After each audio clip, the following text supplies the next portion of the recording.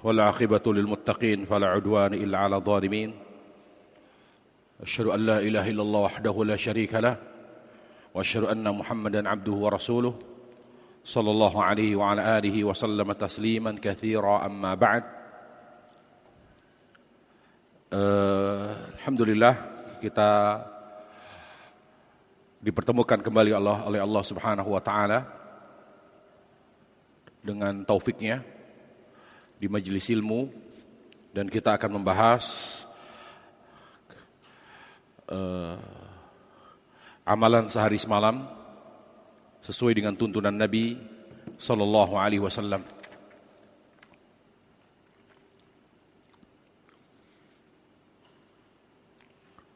Dan telah kita bahas tentang mandi, perbedaan antara mandi mubah dengan mandi ibadah. Yang membedakan adalah niat dan wudu. Niat dan wudu. Kemudian ada juga di sana perbedaan antara mandi sunnah dengan mandi wajib. Mandi sunnah dan mandi wajib. Kalau sunnah ketika air tidak merata maka tetap sah.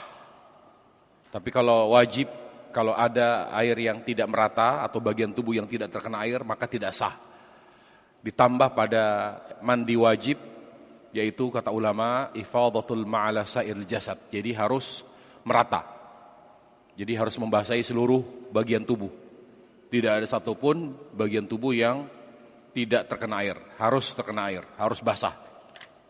Ya, harus basah. Dan juga kita sudah bahas tentang aurat.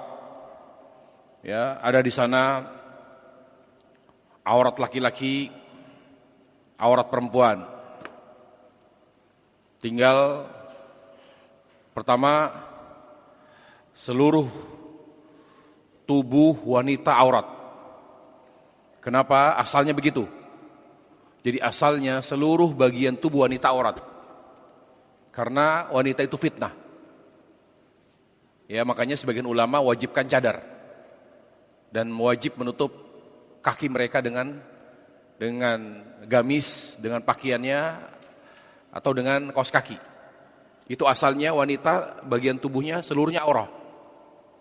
Kecuali yang dikecualikan oleh dalil. Makanya khilaf para ulama, pengecuali ini maksudnya apa? Tubuhnya atau sesuatu yang tidak mungkin tidak terlihat. Seperti perhiasan, ya, misalnya gelang. Kan ini kan bukan aurat, dia anggaplah bukan aurat ya, tapi kan kelihatan dia. Makanya sebagian ulama yang mewajibkan cadar dan pergelangan tangan serta kaki itu mereka memahaminya illa wala yubdina zinatahu illa ma dhahara minha, tidak menampakkan perhiasan kecuali yang nampak. Maksudnya perhiasan. Tapi bagi mereka yang mengatakan tidak menampakkan perhiasan kecuali yang nampak, yaitu yang tidak termasuk aurat, yaitu wajah dan kedua telapak tangan. Nah, itu asalnya aurat wanita. Seluruh tubuh wanita aurat.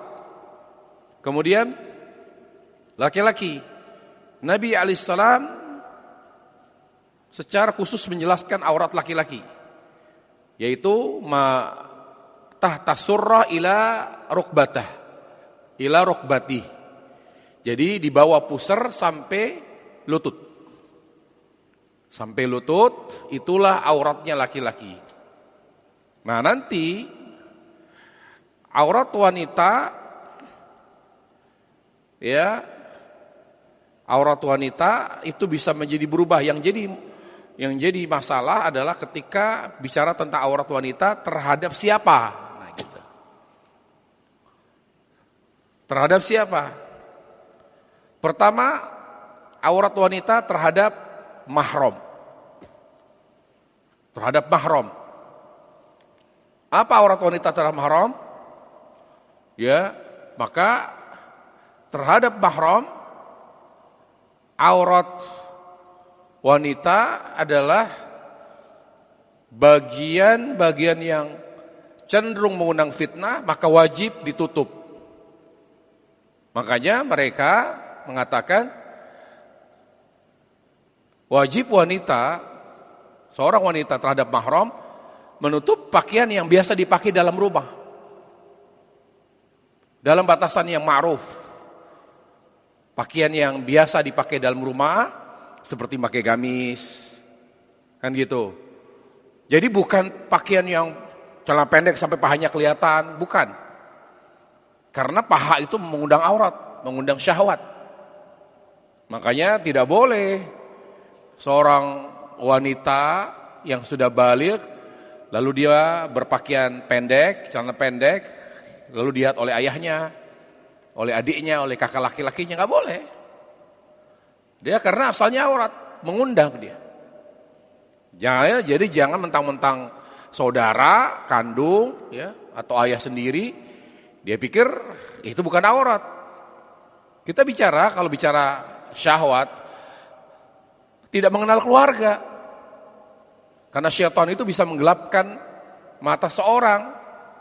Makanya, ya, aurat wanita terhadap mahram adalah selain yang ditutup oleh sesuatu yang biasa dipakai di dalam rumah. Ya, kaki, tangan, sampai dengan tangan pendek, rambut, leher, wajah. Nah, itu yang boleh dilihat oleh mahram. Ya, nggak boleh dia pakai celana, pakai baju kaos sampai pusarnya kelihatan, perutnya kelihatan, nggak boleh. Nggak boleh dia pakai baju ketat sampai belahan dadanya kelihatan, kemudian menonjol, walaupun di depan ayahnya nggak boleh. Karena saraf penutup itu tidak ketat, ghairu mujassam. Ya, disebutkan oleh para ulama dan lebih rinci dalam hal ini, yaitu karya Syekh Albani dalam kitab Jilbabul Mar'al Muslimah. Syarat pakaian yang syar'i bagi muslimah, yaitu apa? Ghairu mujassam, tidak berpakaian ketat. Karena Nabi alaihissalam mengkategorikan pakaian yang ketat itu seperti tidak berpakaian, hakikatnya dia telanjang dia. Ya. Nah, itu terhadap mahram. Terhadap bukan mahram, seluruh tubuhnya, menurut sebagian ulama, sebagian lain mengatakan seluruh tubuhnya kecuali wajah dan kedua telapak tangan. Terhadap laki-laki yang bukan mahram.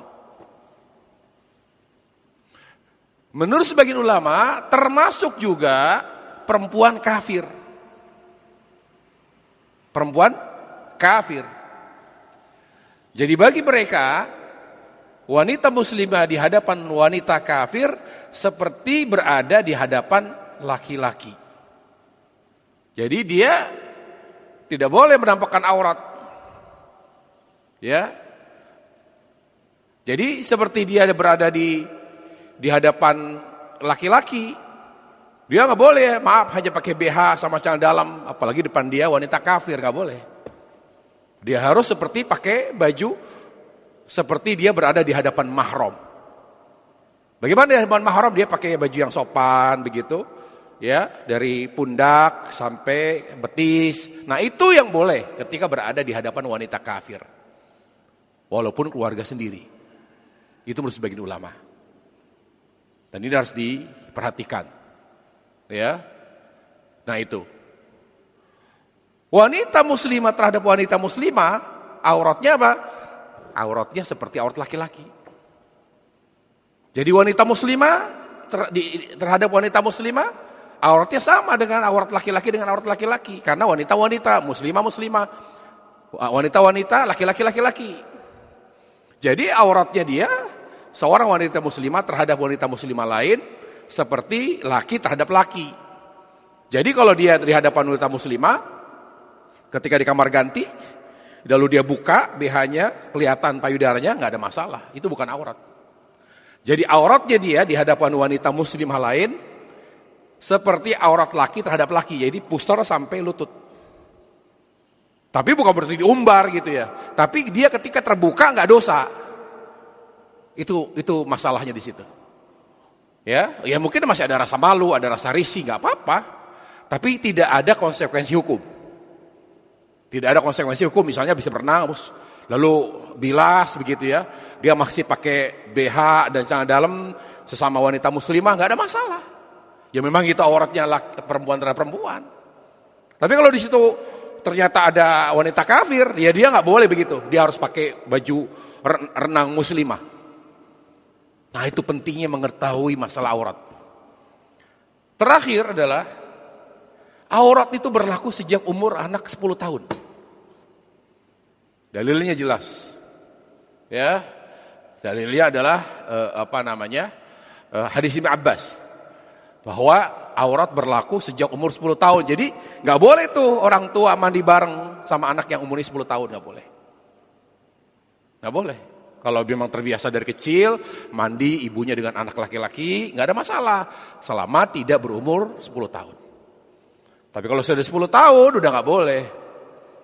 Ya ibunya juga seenaknya pakai celana dalam dan BH mentang-mentang di rumah udah nggak ada orang, mungkin gerah, habis jemput anak misalnya, kemudian ada anak laki-laki. Kalau dia masih TK nggak ada masalah. Tapi kalau dia sudah SD, ya sudah SD kelas 5 misalnya, kelas 4 udah 10 tahun nggak boleh, dia harus pakai gamis, ya dia harus tutup tuh, nggak boleh lagi seperti anaknya masih TK, anaknya masih kelas 1 SD. Tapi kalau kelas 1 juga sudah ngerti aurat, bahkan sudah menarik bagi dia menarik perhatian, itu hukumnya bisa berubah. Dalil mengatakan 10. Tapi kalau dia sudah lebih cepat memahami tentang memiliki pengetahuan tentang seks, bahkan dia mengerti, ya kita tahu anak TK aja udah ngerti pacaran kan gitu. Dan dia ngerti itu yang mengundang syahwat. Nah, itu lagi-lagi hukumnya. Maka lebih dilarang. Karena kaidah mengatakan al-fitnatu tudra'u fi kulli makan wa fi kulli waqt. Fitnah itu harus dihindari dimanapun dan kapanpun. Fitnah itu harus dihindari. Ya, apalagi fitnah syahwat, fitnah yang tidak bisa kita remehkan. Nah, ini berbicara tentang aurat. Dan para jamaah sekalian, ayat yang berbicara tentang aurat itu secara eksplisit atau secara tersurat itu di surah An-Nur 31 ini. Itu aurat, ya. Ini jadi bicara tentang mahram berarti bicara tentang aurat. Ingat, bicara mahram bicara tentang aurat. Walaupun mahram itu artinya apa? Yang tidak boleh menikah secara permanen, itu aurat, itu mahram namanya. Jadi apa pengertian mahram? Yang tidak boleh ya terjadi pernikahan dengan orang itu secara permanen. Kalau tidak permanen, maka tidak disebut mahram. Seperti apa? Ipar bukan mahram. Gitu ya. Tapi kalau secara permanen dilarang, makanya dia mahram walaupun mantan mertua. Mantan mertua atau anak sambung. Yang mana si laki bapak sambungnya itu telah berhubungan intim dengan istrinya yang merupakan ibu dari anak sambungnya. Tapi kalau belum campur, maka belum mahram. Artinya dia bisa menikahi anaknya. Gitu. Wa halailu abnaikumul ladzina min aslabikum an tajma'u. Jadi selama kamu belum menggauli istrimu, lalu kamu ternyata melihat anaknya lebih cakep, lalu ditalak, dia nikahi anaknya boleh. Tapi kalau sudah digauli udah nggak boleh. Nah, anak sambung dari istri, ya, dari istri yang belum digauli atau yang sudah digauli, ya dia mahram. Mahram, dia masih boleh cium tangan dengan kita. Cium tangan karena mahram. Begitu. Itu semua dijelaskan oleh Allah dalam surah An-Nisa dan juga surah An-Nur. Jadi ayat yang berbicara tentang aurat itu dibicarakan di surah An-Nur dan di surah An-Nisa. Baik. Sekarang petunjuk Nabi SAW adalah kita harus menghemat air. Menghemat air. Bagaimana Nabi SAW mandi dengan 1 sa', berwudu dengan 1 mud. 1 sa' itu para jamaah sekalian, ya, 1 sa' itu gimana ya? 1 sa' itu segini. Ini 1 mud. Jadi Nabi itu mandi dengan satu sok segini. Satu sok air beliau mandi sebanyak ini. Kalau kita mustahil. Walaupun kita tidak saklek mandi dengan sejumlah air itu, seperti Nabi lakukan, pesannya adalah penghematan. Menghemat air sedemikian mungkin, ya, dalam rangka mengikuti Nabi SAW. Nah itu, jadi juga di wudu pun demikian. Karena ini bicara tentang mandi, maka mandi pun jangan jebur, selesai udah. Kalau kita sudah merasa menyabuni semua tubuh, kemudian kita kita bilas, ya, selesai, sudah tidak lengket, berhenti, jangan terus gitu. Demikian pula jangan dengan alasan itu mandi wajib, ya, harus meratakan seluruh air, lalu airnya dibanyakin. Bukan, yang banyakin itu gosoknya. Jadi supaya merata air ke seluruh tubuh, ke bagian-bagian telinga, ke selangkangan, ke bagian dubur. Ininya yang bergerak tuh ininya, tangan, ketiak, gitu. Setelah sudah merata baru disiram. Bukan airnya dibanyakin, siram begitu. Haram atau tidak? Tidak. Masuk dalam adab.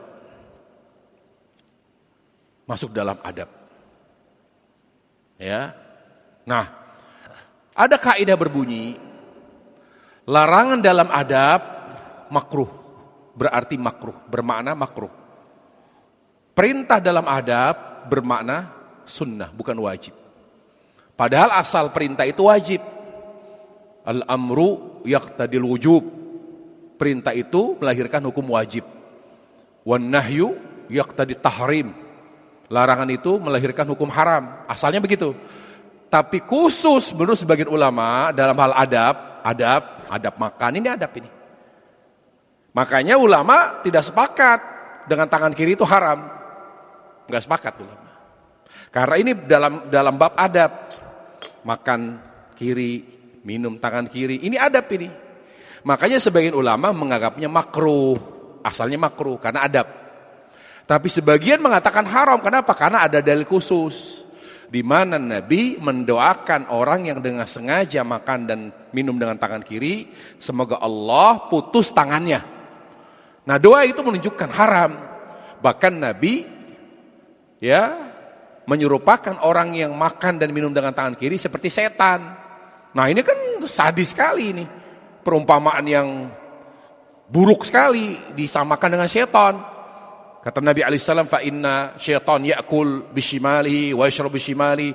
Karena setan itu makan dengan tangan kiri, minum dengan tangan kiri. Jadi dari situ berarti yang tadinya makruh menjadi haram. Kaidah seluruh larangan dalam adab hukumnya makruh.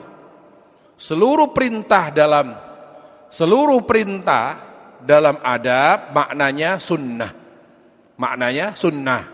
Misalnya kata Nabi alaihissalam, ya, fala yashrabanna ahadukum qa'ima. Jangan pernah minum dalam keadaan berdiri. Berarti hukum berdiri ketika minum hukumnya apa? Makruh, karena larangan tersebut berlaku pada adab.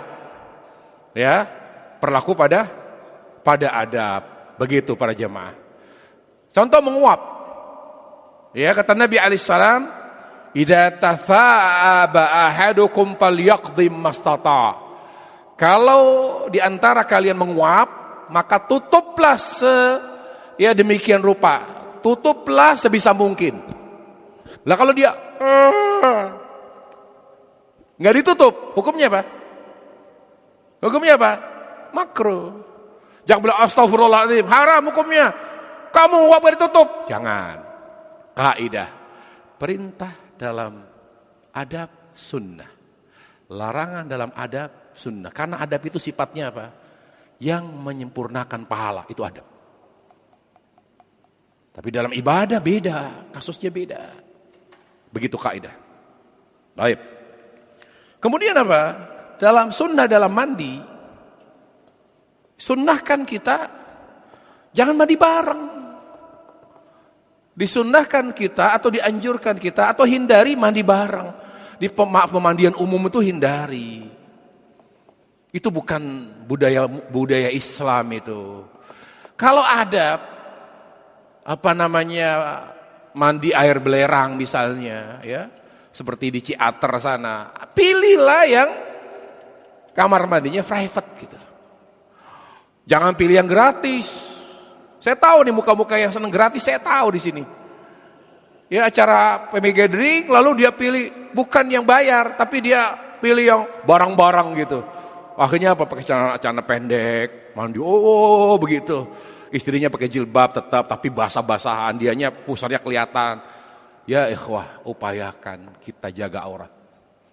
Jangan dengan dalih wisata, tamasya apapun, lalu kita tidak perhatikan aurat. Aurat itu penting sekali. Makanya kan kata Allah, jangan menampakkan aurat kecuali kepada istrimu, kepada budakmu. Nah kan itu, berarti kan aurat punya nilai tersendiri, punya kehormatan yang harus kita jaga. Ya, jadi biasakan tidak mandi di pemandian umum. Ya, seperti itu. Di Ciater ada kok. Kamar mandi khusus, ada baknya begitu. Kita bisa berendam dengan istri kita berdua, bisa. Tapi bayar, enggak apa-apa.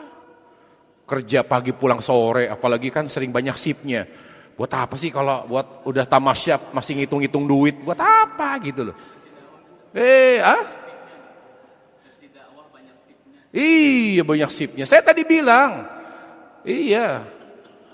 Yang di bagian lapangan itu lemburnya lebih banyak gitu.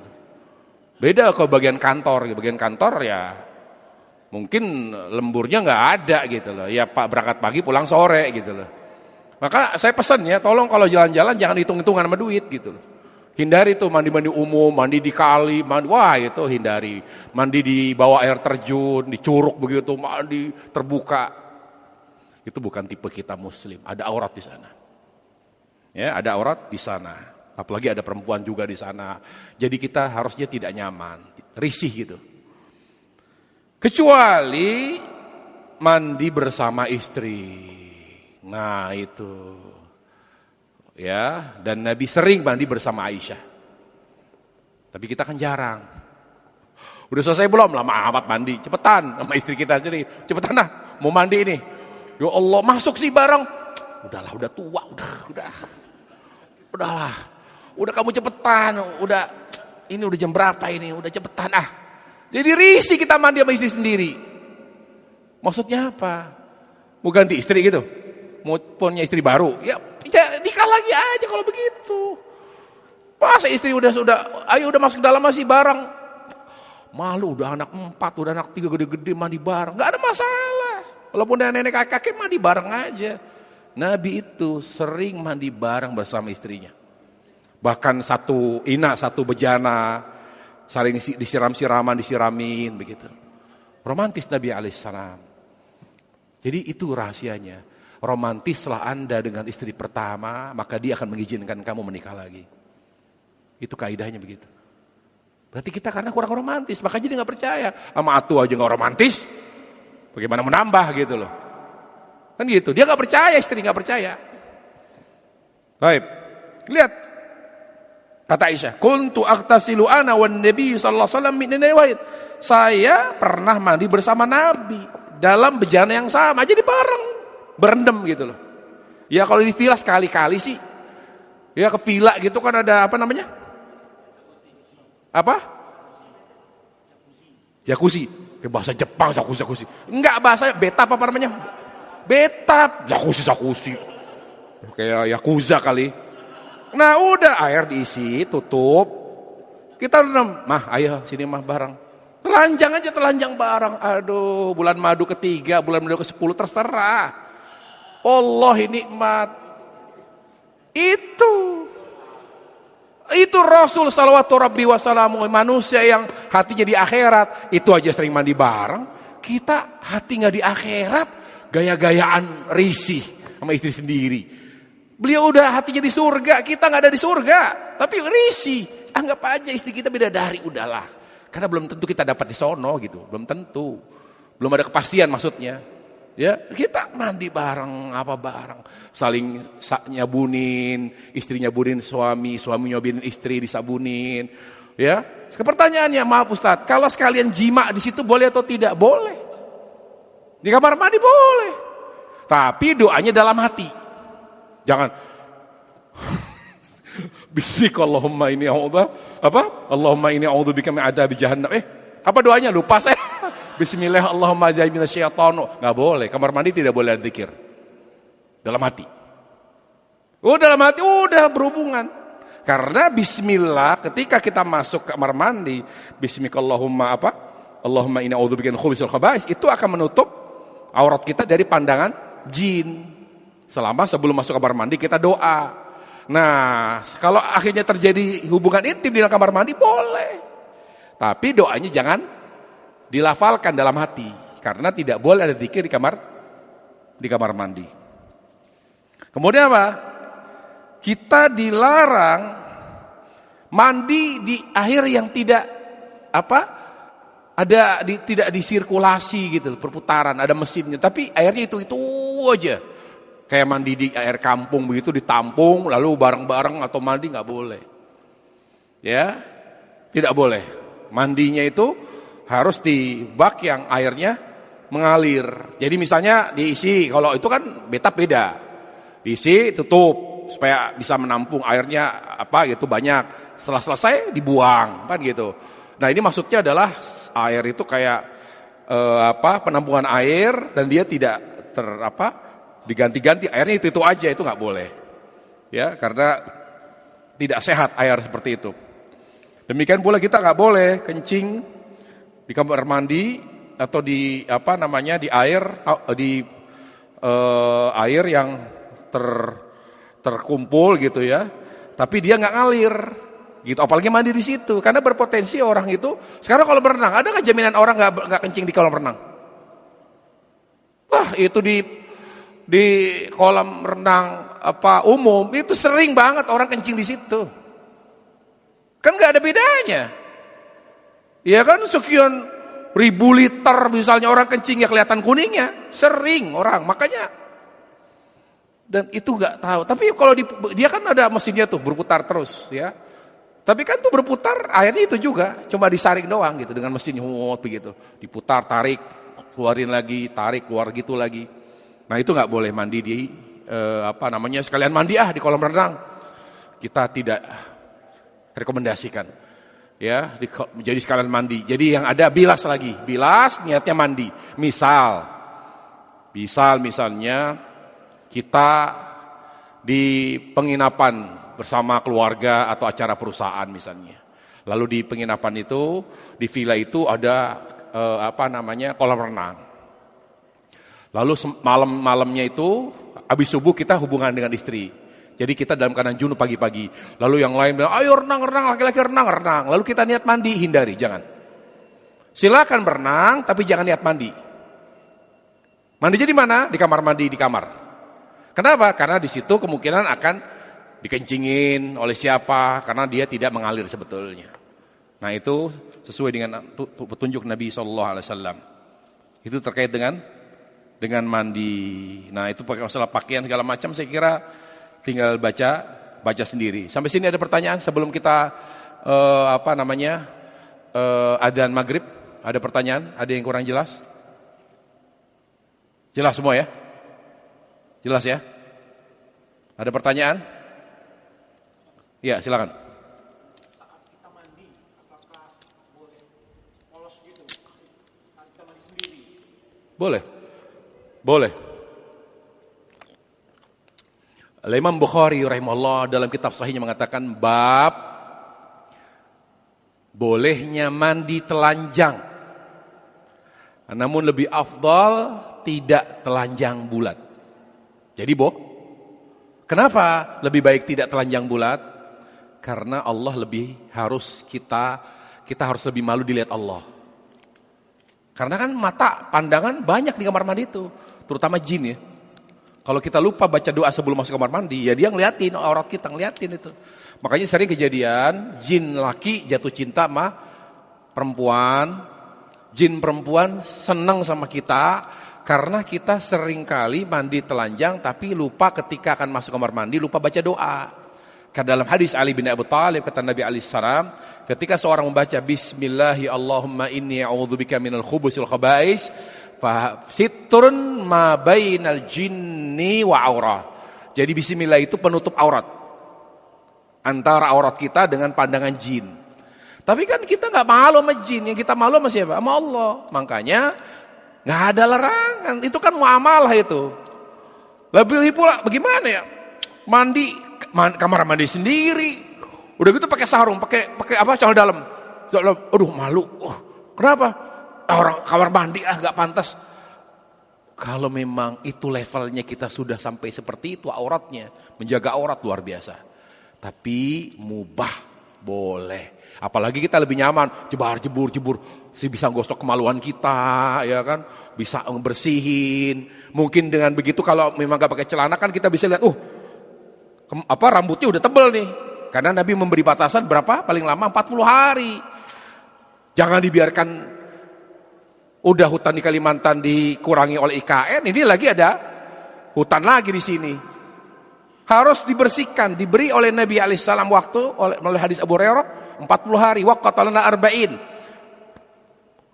Bulu ketiak, bulu kemaluan tidak boleh lebih dari 40 hari. Kalau bulu kemaluan dicukur, kalau bulu ketiak dianjurkan ditarik, dicabut. Tapi bulu kemaluan jangan dibiarkan, enggak dibiarkan berbulan-bulan ya Allah. Enggak bersih. Ingat Islam itu bersih. Ya, dan itu berpotensi gatal. Banyak lagi penyakit yang lain. Jadi mungkin dengan kita telanjang kita bisa udah lebat nih, cukur. Sunnahnya malam atau hari Jumat. Gitu. Jadi boleh telanjang, tapi lebih afdal tidak telanjang karena malu sama Allah. Begitu ya.